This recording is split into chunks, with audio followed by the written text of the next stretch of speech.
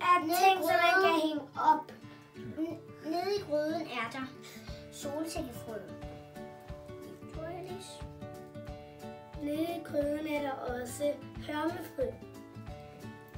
Og sesamfrø. Yes. Og kokosolie. Stærk. Og hvad skal I med det?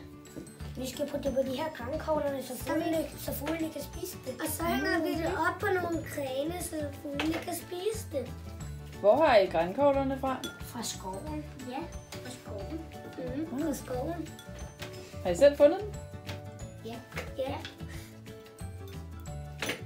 Godt, så nu får I lige en klat hver, og så kan I ligesom bruge de der dejskraber. I må godt bruge fingrene til at sådan at mose ind i alle hullerne, sådan så der er godt fyldt op med mad til fuglene. Og så til sidst så kan man bruge dejskraberen til lige at sådan skrabe.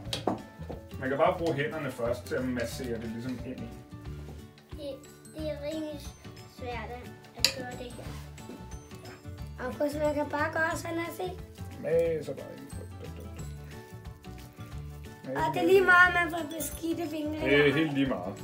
Man kan vaske hænderne. Sådan. Det er godt. Så masser vi det.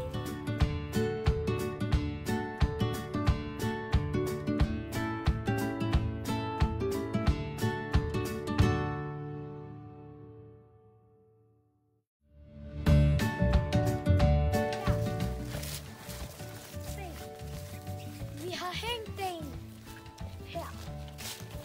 Og vi har også hængt en her. Og vi har hængt også en her. Og vi har også hængt en her.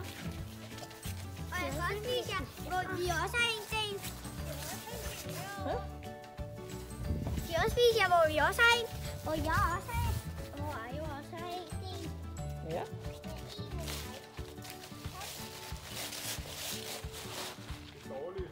Jeg lavede. Ja. Men, Og de her fuglehus, har I selv bygget dem? ja. Mor, du skal lige filme mig. Hej, mor. Ej, Alice. Altså, se. Der er faktisk et til fuglehus. Der er faktisk et til fuglehus. Ja, jeg kommer. Kom, mor. Som jeg har lavet. 2 sekunder, Alice. Jeg har lavet det der fuglehus der. Ej, flot design. Det er lidt anderledes end de andre fuglehus, som andre laver. Ja.